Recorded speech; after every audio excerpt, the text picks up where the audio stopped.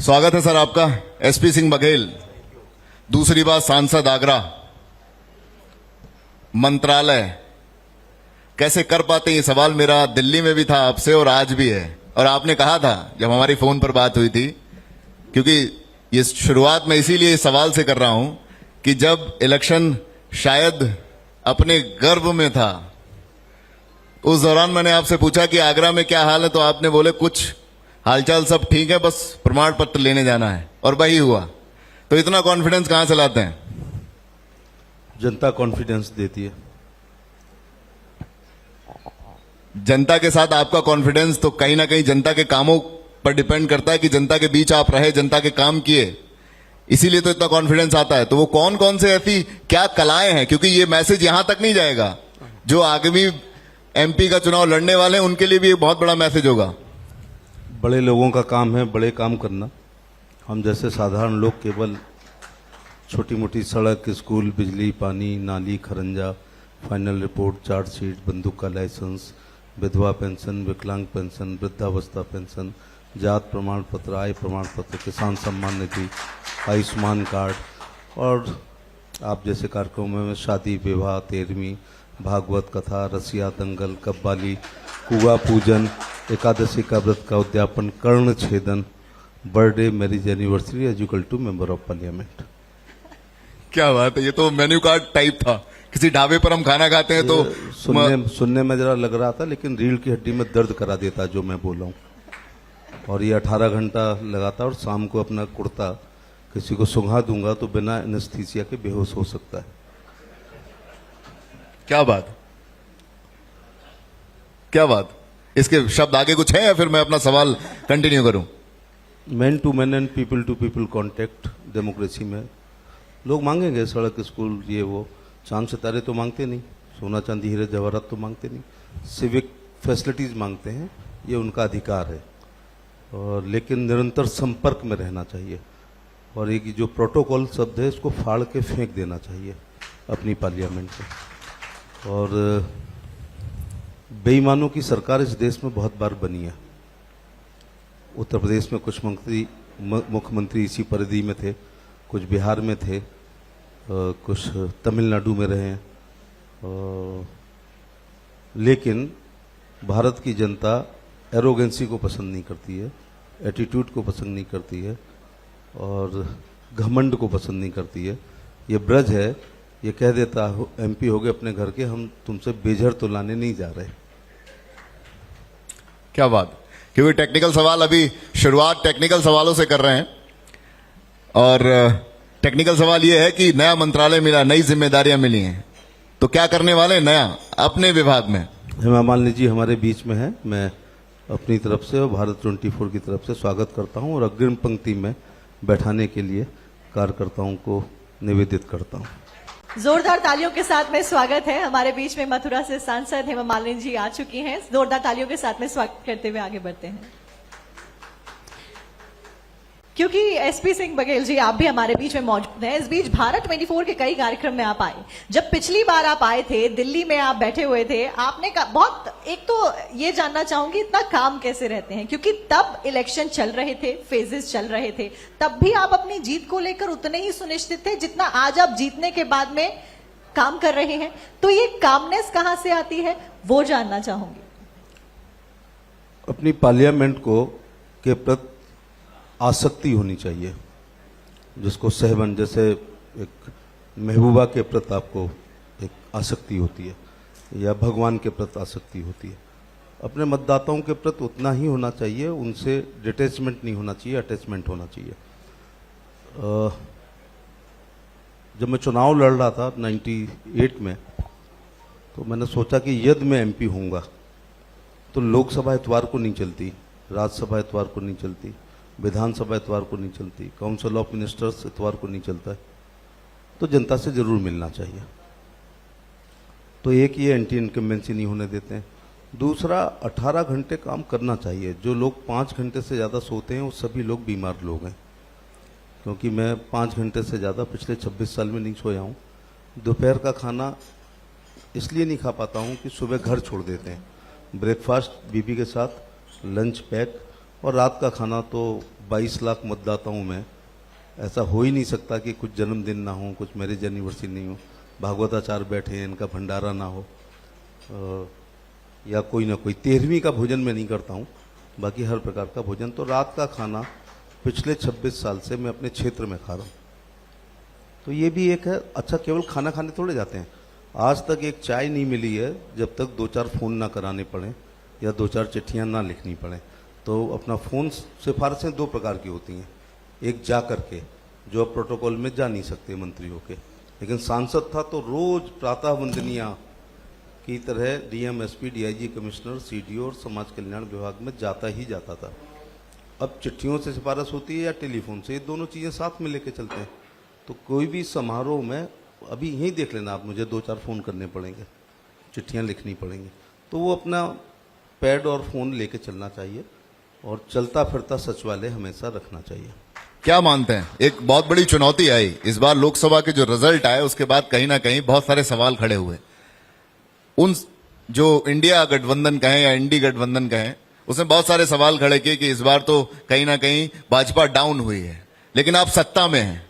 क्या मानते हैं, क्या सुधार करेंगे जो पिछली बार कमियां रह गई, खामियां रह गई? नीति निर्धारक, विचारक, दार्शनिक, फिलोसफर, पॉलिटिक्स के वो इस पे गहन अध्ययन कर रहे हैं, समीक्षा कर रहे हैं। निंदक नीरे रखिए, आंगन कुटी छबाए। तो उन लोगों वो जो रिपोर्ट देंगे, जो बात बताएंगे, तो हमेशा सुधार करना चाहिए। और ये लोकतंत्र में जनता के आदेश हमारे लिए अध्यादेश होता है। यूपी में भारी गिरावट हुई सीटों में, क्या मानते हैं कारण? जैसे मुगलों के पतन के हजारों कारण हैं, ऐसे ही सीट कमाने के एक कारण नहीं है। पिछली बार सपा बसपा का गठबंधन था, तो ठंड में तापते हुए अगहाने पर मेरे इलाके की जनता के मुंह से मैंने सुना, आखिर क्या मोदी जी ने और योगी जी ने गलत काम किया है जो एक दूसरे की हत्या करने वाले लोग, गेस्ट हाउस कांड वाले लोग, सुबह से गाली बकने वाले लोग एक हो गए। तो जनता ने भी एक सुरक्षा कवच मोदी जी को दिया। तो वो 3 जातियों तक वो गठबंधन समेट कर रह गया, जो कि बहुत पावरफुल गठबंधन था। सपा और बसपा दोनों नेताओं में वोट ट्रांसफर करने की क्षमता थी, लेकिन फिर शेष सब लोग एक हो गए। इस बार अघोषित गठबंधन हो गया सपा और बसपा का। मुझे अपने इलाके का पटवारी कहते हैं, तो कुछ ऐसे गांव हैं जो प्योर बसपा की मानसिकता के हैं, वहां साइकिल निकल के आ गई। एक धर्म विशेष के लोगों ने हाई पोल करने के साथ 0 डिवीजन के साथ इंडी को वोट डाला, हाथी पे एक भी नहीं चढ़ा।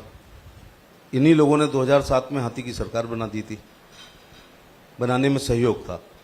तो ये कोई अनपेक्षित नहीं है। चाणक्य जी ने बहुत साल पहले कहा था, यदि कोई राजा बहुत लोकप्रिय होगा जैसे नरेंद्र मोदी हैं, तो हमारे दुश्मन का दुश्मन हमारा दोस्त के सिद्धांत पर दुर्लभ संधियां और दुर्लभ गठबंधन हुआ करेंगे। ऐसा ही ये एक दुर्लभ संधि और दुर्लभ गठबंधन हुआ था इंडी का। और क्या मजेदार बात है कि संविधान की प्रति लेकर के राहुल गांधी स्टेज पे जाते थे और उनके सहयोगी के रूप में अखिलेश यादव वहां खड़े होते थे। आज पहली बार ये देश को कोई भी व्यक्ति बता रहा है कि अखिलेश यादव के पिताजी स्वर्गीय मुलायम सिंह यादव जी को संविधान की रक्षा करने वाले की दादी ने 19 महीने 13 दिन जेल में रखा था, DIR में, मीसा में, इमरजेंसी में। मुझे कुछ पढ़ने लिखने का शौक है, तो मुलायम सिंह जी की जो FIR थी वो मेरे को पढ़ने का मौका मिला। And I was 14 year old जब इमरजेंसी लगी। 25 जून 1975 को इस देश में आपातकाल लगाया था श्रीमती इंदिरा गांधी ने इलाहाबाद हाईकोर्ट के निर्णय को पलटने के लिए। नए बच्चों को बता दूं कि रायबरेली में 1974 के चुनाव में राजनारायण जी और इंदिरा गांधी का चुनाव हुआ। राजनारायण जी ने एक रिट की, उस रिट में चुनाव बोगस माना गया, तो प्रधानमंत्री को इस्तीफा देना चाहिए था, लेकिन उन्होंने आपातकाल लगा दिया। दुष्यंत का शेर आज तक मुझे याद आ रहा है कि मत कहो आकाश में कोहरा घना है, यह किसी की व्यक्तिगत आलोचना है। अगर आपातकाल में ये मीटिंग कर रहे होते ना, तो मैं तो जाते ही, ये आपका ये है ना, ये जमीन में घुस जाते, ये सब छिप जाते, ये रिवॉल्वर की तरह हो जाता आपातकाल में। तो विचार और व्यक्ति की स्वतंत्रता का हनन किया गया, प्रेस पे सेंसरशिप लगाई, जेपी से लेके जनसंघ के मंडल अध्यक्ष, विश्व हिंदू परिषद, बजरंग दल, इन सबको, even socialist party, Sansopa Prasopa, BKD, कम्युनिस्टों को छोड़ के सभी नेता जेल भेजे गए। तो हेमंत शर्मा हैं, बड़े पत्रकार हैं, उनके पिताजी ने एक कविता लिखी थी। ये संविधान वाली बात पर कर रहा हूं कि हार के ये कम आने के कारणों में संविधान की रक्षा और आरक्षण का भी एक बहुत बड़ी अफवाह उड़ाई गई।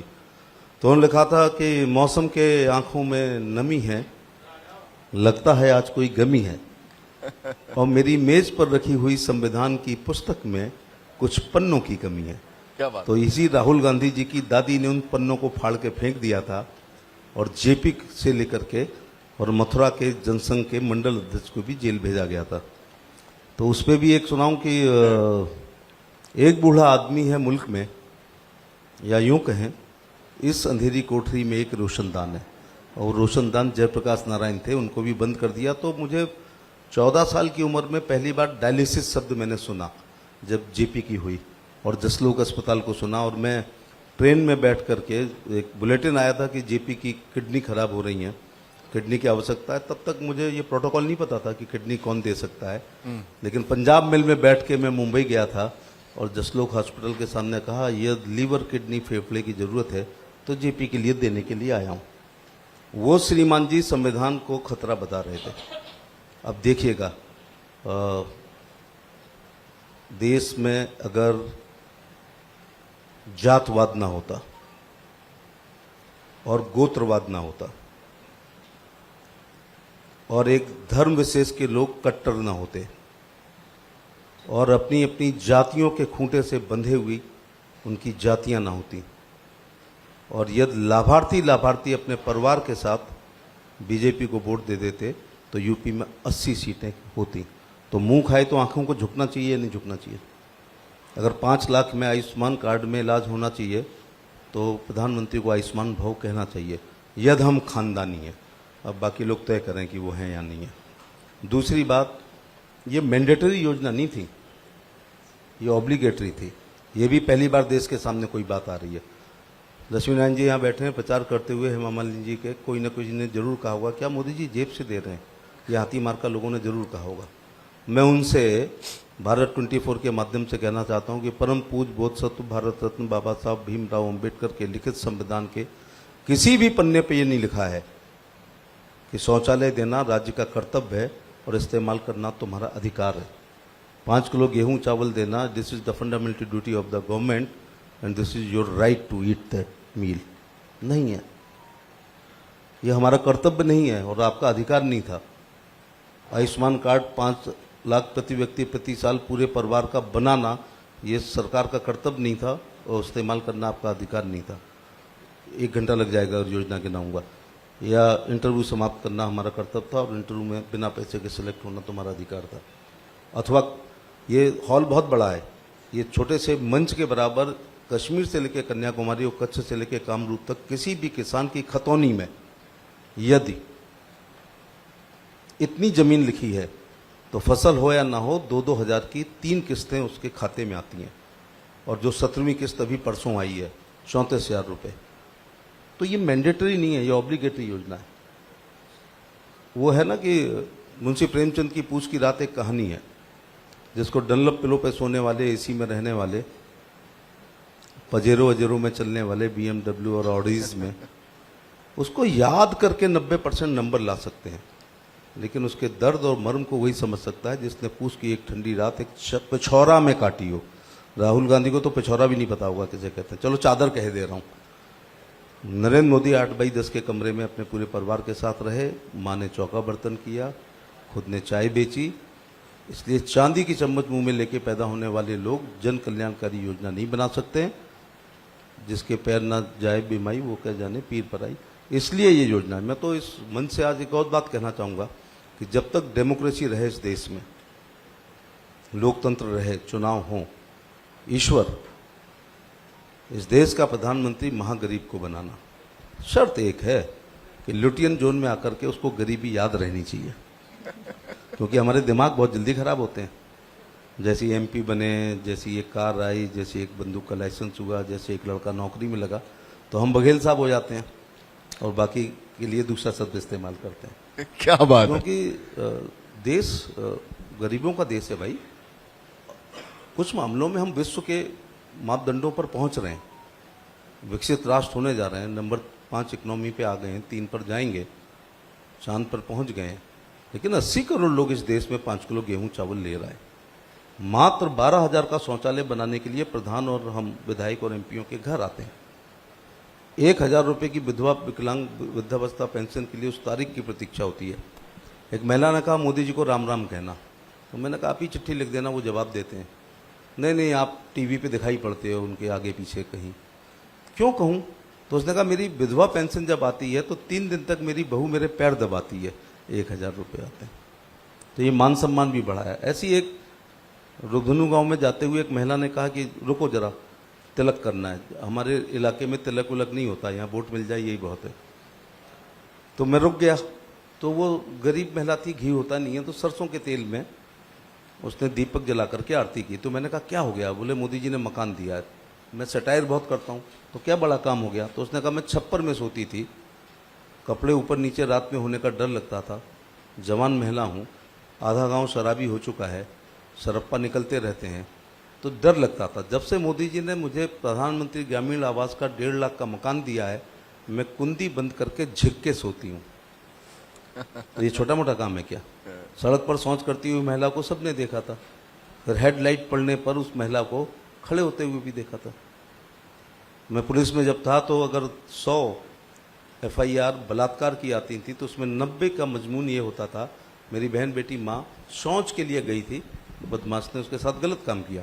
क्योंकि हमारी माएँ दादियाँ नानियाँ, मेरी तो कम से कम, वो सूर्योदय से पहले जाती थीं और सूर्यास्त के बाद जाती थी, अंधेरे की वजह से। और इस अंधेरे का लाभ बदमाशों ने भी उठाया। जब से शौचालय बने हैं जबरन बलात्कार कम हो गए। मैं जबरन शब्द इस्तेमाल कर रहा हूँ, जबरन बलात्कार कम हो गए, क्योंकि अब इज्जत घर में महिलाएं अपने शौच के लिए जाती हैं। तो ऐसी योजनाएं बताऊंगा तो शाम हो जाएगी, लेकिन 3 काम मुझे बहुत अच्छे लगे। आप ही किसी पत्रकार ने पूछा था कि 7 बार आप MP MLA हो चुके हो, आप टॉप 3 काम बताओ। तो एक तो मुझे लगा कि ये आयुष्मान कार्ड 5 लाख प्रति व्यक्ति प्रति साल, क्योंकि मैं बहुत देहाती हूँ, 32 घरों के मकान, 32 मकानों के गांव में पैदा हुआ हूँ, मजरा है। तो ये 80 करोड़ लोग जब बीमार होते हैं तो बीमारी को पहले दिन नोटिस में नहीं लेते, अगले दिन चाय में अदरक डाल करके अपने जुकाम को ठीक करने का असफल प्रयास करते हैं, और तीसरे दिन अपनी जेब में पड़े हुए रुपयों के अनुसार, औकात के अनुसार अपने डॉक्टर का चयन करते हैं। यहीं पर कुछ लोग बैठे होंगे जो सीधे वेदांता जाएंगे, उससे नीचे जाएंगे ही नहीं। तो डॉक्टर कहता है 5 दिन का एंटीबायोटिक कोर्स चलेगा। हमारे गांव के लोग कहते हैं भाड़ में जाए आपका कोर्स, ये 45 रुपये में जितनी दवाई आती हो उतनी दे दो। ईश्वर का धन्यवाद, मुझे एक गांव में पैदा किया जिससे मैं भारत को समझता हूँ, इंडिया को ज़्यादा नहीं समझता। तो वो फिर डॉक्टर नीली पीली गोलियां बिना रैपर वाली कागज़ की पुड़िया में लपेट के देता है।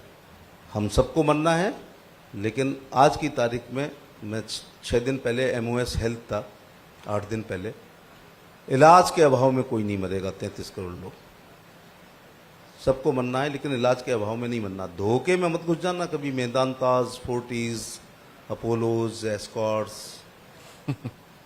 ये मेरे खिलाफ कार्रवाई भी वो कहते भी हैं, आप बड़ी बदनामी करते हो। तो इसमें घुस गए तो खेत बिक जाएंगे। जेवर तो है ही नहीं है, पूरा जेवर बिक जाएगा तो 5 लाख का इलाज नहीं हो पाएगा। ऐसे में हम 3 रुपये सैकड़े अथवा 5 रुपये सैकड़े पर कर्ज लेकर के इलाज कराते हैं। इसलिए इस योजना को मैं बहुत अच्छा मानता हूँ। नंबर 2 बात, ये चौधरी चरण सिंह कहते थे देश की खुशहाली का रास्ता खेत खलिहान से जाता है। जब तक सृष्टि रहेगी ये देश गांव का देश कहलाएगा। तो किसानों को किसान सम्मान निधि मिलना, खेती हमारी तब है। और हमारे कृषि मंत्री रहे हैं चौधरी लक्ष्मी नारायण हमारे साथ बैठे, खेती हमारी तब है जब अतिवृष्टि से बच जाए, अनावृष्टि से बच जाए, ओले से बच जाए, पाले से बच जाए, तूफान से बच जाए, धुंध से बच जाए, कोहरे से बच जाए, निराश्रित गौ से बच जाए और नील गाय से बच जाए, तब हमारी है। ये सरकारी नौकरी थोड़े ना, किसी की भी सरकार हो 1 तारीख को तनख्वाह आनी है, चाहे आंधी आए, बरसात आए, तूफान आए। तो खेती से यदि लखपति हो रहे होते तो हम अरबपतियों का देश होते। लेकिन अब फसल बीमा भी है, नष्ट होगी तो वो पैसा मिलेगा, लेकिन फिर रिपीट कर दूं कि इसके बराबर खतौनी में नाम होना चाहिए। 2-2 की 3 किस्तें आएंगी। और इस शताब्दी का सबसे अच्छा शब्द जो मुझे लगता है वो डीबीटी, डायरेक्ट बेनिफिट ट्रांसफर।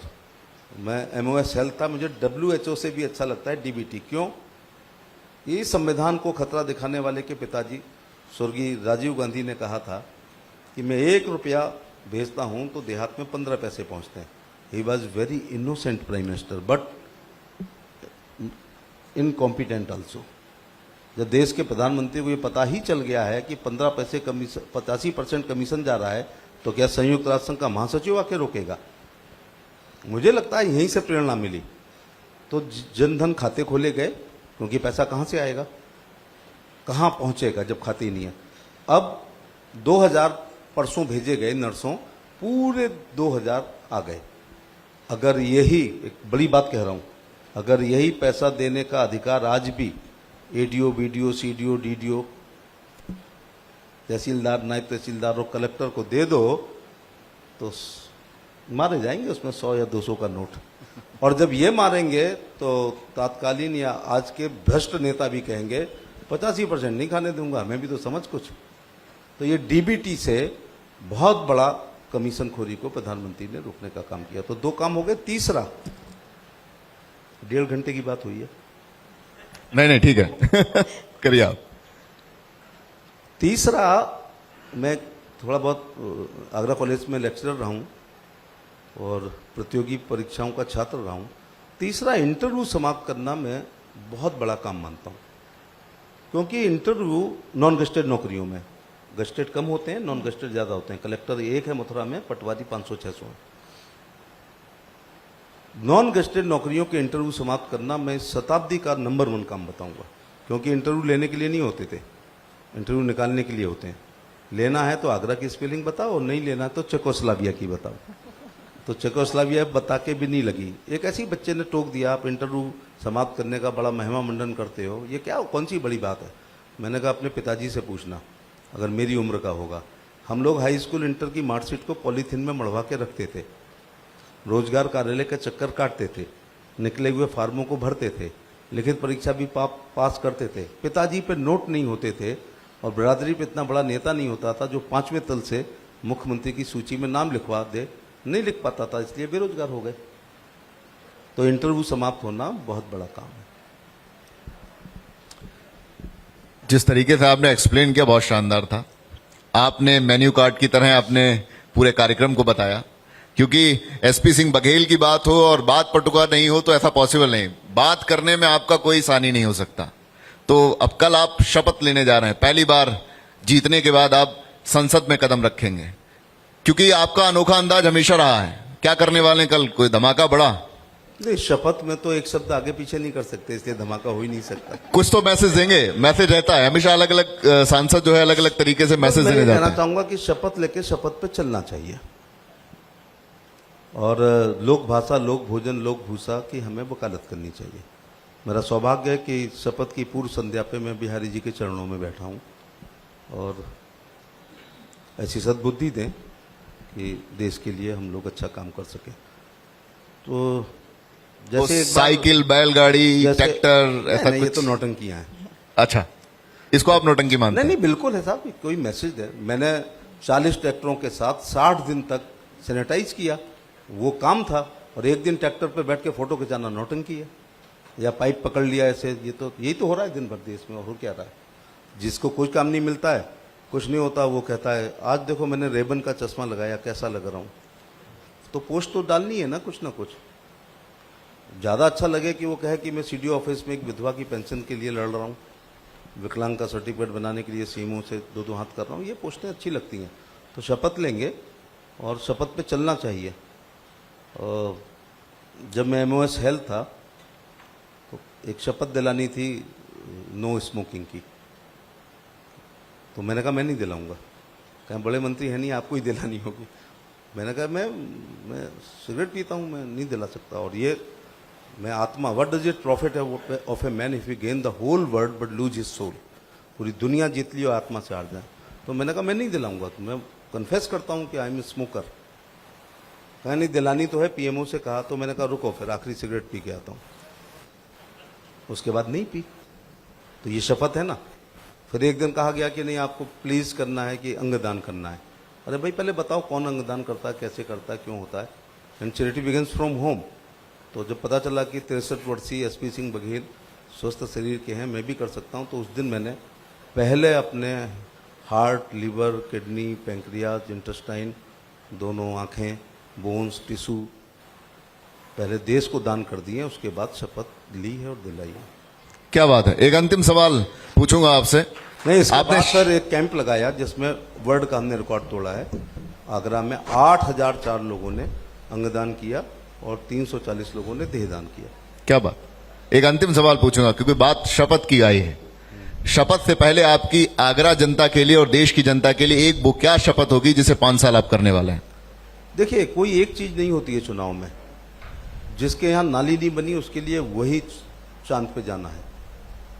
किसी के यहाँ स्कूल नहीं है तो वो उसके लिए वही सब कुछ है। कहीं बिजली का खंभा गिरा हुआ तो उसके लिए वही सब है। कहीं पानी नहीं आ रहा तो वही सब है। लेकिन मुख्य रूप से आगरा की जो मांग होती है वो बैराज की होती है, दूसरा एक अच्छे स्टेडियम की होती है और तीसरा एयरपोर्ट की होती है। मैं वादा करता हूं कि इसके लिए जान लगा देंगे अपनी। और दूसरी बात है, एक नई फिलॉसफी आज आपको बता रहा हूं, खासतौर से राजनीतिक लोग सोचें इनके लिए तो कुछ भी करना पड़े। इस देश का नंबर 1 हर विधा का आदमी सांसद बनना चाहता है। For example number 1 IAS Seshan साहब हार गए और कैबिनेट सेक्रेटरी एक TN चतुर्वेदी साहब बने। नंबर 1 IPS 10-12 हैं, 50 भी हो सकते हैं, एक का नाम लूंगा। Nikhil Kumar DG BSF, Brajlal DG UPP, Ram आश्रय DG UP, ये MP बने। IAS हो गया, IPS, IFS number 1 Meera Kumar, Manishankar Aiyar और आज हमारे विदेश सचिव जयशंकर जी। 3 ही नौकरियां होती हैं, बाकी सब नौकर होते हैं। चौथा chief of the army staff general Shankar Roy Chowdhury और VK सिंह साहब MP बने। नंबर 1 पैसे वाला मैं अपने कार्यकाल की बातें करता हूं केवल। बिरला जी के साथ MP रहा, फिर अनिल अंबानी के साथ MP रहा, विजय माल्या साहब, अमर सिंह इत्यादि।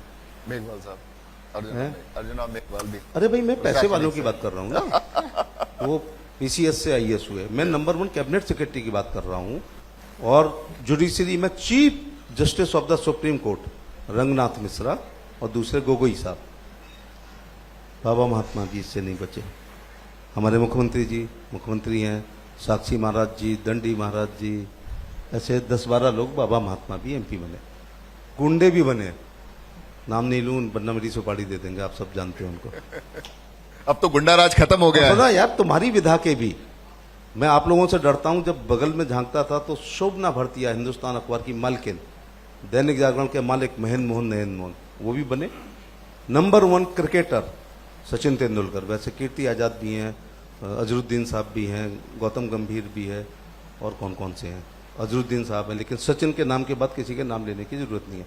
नंबर 1 हीरोइन आपके सामने है। और ये भी इनकी फिल्म देखने के लिए मेरी शर्ट फट गई थी क्योंकि ब्लैक में ली थी। आज हम लोग साथ में हैं। इसके अलावा रिजर्व बैंक ऑफ का इंडिया स्वामीनाथन साहब, ये सब MP बने हैं।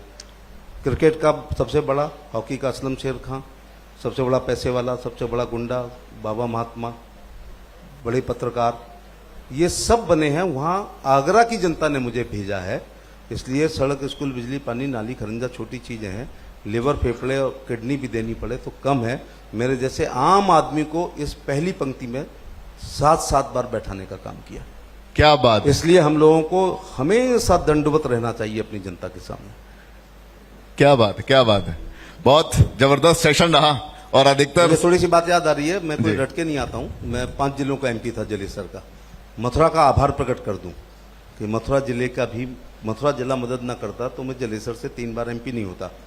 तो मथुरा के गांव के धन्यवाद दे दूं। गोठा, झरोटा, जटौरा, अरतौनी, गोखरौली, गहचौली, नेरा, सेहत, बादामगढ़ी, फूलपुर, मादौर, नगला पैंट, गढ़ी खांडा, हेता का नगला, नंदूगढ़ी, भरतिया, मंगना और मंगना की सराय। मैं आपको प्रणाम करता हूं मथुरा की धरती पर।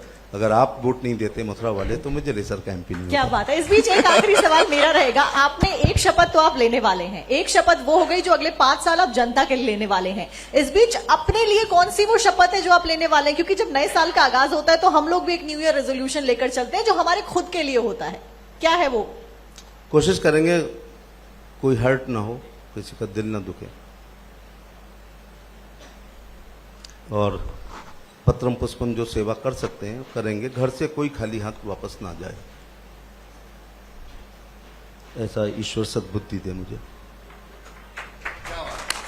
जोरदार तालियां। और इसी के साथ में यहाँ पर अच्छा, सारी बात धर्माचार्यों से ही जन्म की होगी, हम लोगों से नहीं होगी। आपसे सबसे पहला सवाल बनता है। चलो आज खुल के बातें करते हैं। हाँ, खुल के बाद दोनों तरफा संवाद रहेगा। बड़ी लंबे समय से मांग चलती आई है जन्मभूमि को लेकर, कहीं ना कहीं वही विवाद कि देखिए, मैं एक बात कह अयोध्या, दूं। काशी, मथुरा, हाँ, बाकी काशी, मथुरा, अयोध्या सब एजेंडे में था। जी।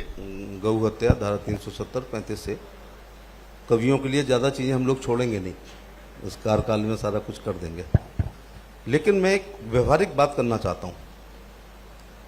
मुझे लगता है द्वापर, आपका विषय है, मैं जरा कम पढ़ा लिखा हूं, 5300-5400 साल का होगा। मुझे बताया गया कि त्रेता 1,08,000 साल का है। अब एक बात पूछना चाहता हूं कि इस्लाम 7वीं शताब्दी में पैदा हुआ, जिसकी उम्र 1400 साल है, तो मकान मालिक कौन है? इनको मैं किराएदार भी नहीं कह सकता महाराज जी, क्योंकि किराएदार में एक एमओयू होता है, बिजली का पैसा, पानी का पैसा, रात में दरवाजा रिश्तेदार नहीं आएंगे, आदि आदि, तीसरे साल पैसा बढ़ेगा। जो लोग ये मुकदमा लड़ रहे हैं वो ट्रेस पासर हैं, वो तलवार रख करके घुसे हैं। इसलिए जब किसी को गोस्वामी जी के समकालीन किसी कवि ने कभी ऑब्जेक्शन किया था कि राम लक्ष्मण भरत शत्रुघ्न 4 भाई नहीं थे, 5वां भी था, कौशल्या केकई सुमित्रा 3 माई नहीं थी, 4थी भी थी, मंथरा बहुत खूबसूरत थी, किसी ने नहीं कहा कि कुबड़ी थी, सुमंत उनके सचिव का नाम था, लकुश उनके 2 बच्चे हैं, किसी ने 5 बच्चे की बात नहीं की।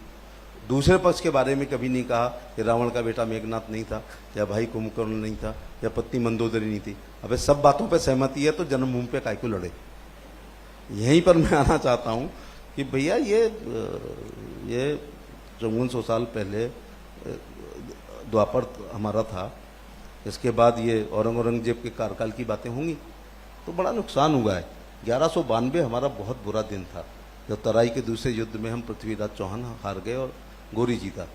फिर गुलाम के गुलाम ने हमें गुलाम रखा, फिर उसके गुलाम ने, कुतुबुद्दीन ऐबक ने, फिर इल्तुतमिश ने, फिर रजिया ने, बहुत मंदिर टूटे हैं, बहुत सनातन को खतरा हुआ है। हमारे जैसे लोग तो लाल बत्ती के चक्कर में अकबर के नवरत्न बन गए, लेकिन ये अग्रिम पंक्ति के में बैठे हुए लोगों ने सनातन को बचाया है। तो कहाँ तक आए थे? इल्तुतमिश, फिर रजिया, फिर बलबन, अलाउद्दीन खिलजी, मोहम्मद खिलजी, जलालुद्दीन खिलजी, फिर फिरोज तुगलक, मोहम्मद तुगलक, गयासुद्दीन तुगलक, सब ने नुकसान किया। फिर सिकंदर लोदी, बहलोल लोदी, इब्राहिम लोदी, फिर बाबर, हुमायूं, अकबर, जहांगीर, शाहजहां और औरंगजेब को मेरे से ज्यादा कौन जानता है? मैं आगरा का एमपी हूँ। क्या बात है, क्या बात है। तो लगभग 11,776 मंदिरों को तोड़ा गया, जिसमें हमारे ज्योतिर्लिंग भी हैं, हमारी शक्तिपीठ हैं। लगभग पहला जीर्णोद्धार मेरी दादी प्रातः वंदनीय पूर्ण श्लोका लोक माता महारानी अहिल्याबाई होलकर ने किया, बाद में मोदी और योगी की सरकार कर रही है। इसलिए मेरे निजी विचार हैं, मकान मालिक और किराएदार में जब भी झगड़ा होता है, जिले डिस्ट्रिक्ट में कुछ भी फैसला हो, फिर हाईकोर्ट, दोनों पक्ष में कोई जा सकता है, फिर सुप्रीम, अंततः फैसला मकान मालिक के पक्ष में होता है। बहुत बहुत धन्यवाद आपका, बहुत शानदार चर्चा रही। और जयती, मैं चाहूंगा आप कार्यक्रम को आगे बढ़ाइए। बिल्कुल, और जोरदार तालियां एक बार बजा दीजिए, क्योंकि एसपी सिंह बघेल जी को आप सुन रहे थे। माननीय सर को स्मृति चिन्ह प्रदान करने के लिए मैं समीर भाटी जी को एक बार मंच पर बुलाना चाहती हूं, और फिर जिन्हें सुनने का एसपी सिंह बघेल जी के पश्चात आप हम सभी को सुनने का तहे दिल से इंतजार कर रहे हैं, लेकिन आप सभी की प्रिय और आपकी प्रतिनिधि के तौर पर आपकी सांसद, मथुरा की सांसद डॉक्टर हेमा मालिनी जी हमारे बीच में हैं। उनका भी जोरदार तालियों के साथ पे अब इसके बाद में स्वागत होने वाला है, और मैम से भी उनके आशीर्वचन सुनने की जो मनोकामना है हम सभी के हृदय में माननीय मंत्री जी, आपका बहुत बहुत धन्यवाद। आपने इस सार्थक चर्चा को भारत 24 की इस पुनीत पहल के साथ किया। धन्यवाद, अभिनंदन, धन्यवाद।